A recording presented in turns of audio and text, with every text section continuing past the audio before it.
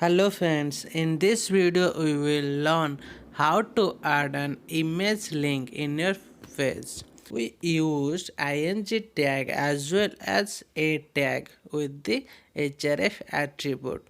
The ing tag is used for an image and a tag is used for adding a link. Suppose we want to add bq.jpg image which is present in HTML folder. So href equal to HTML slash bq.jpg and visible part of link is bkkk and save as the document with name img.html. Then click on save. Then open img.html document. Look, if you click on bkkk link, then our image will be open. Okay, in this way we can add image link in our web page. I will see you guys in next video.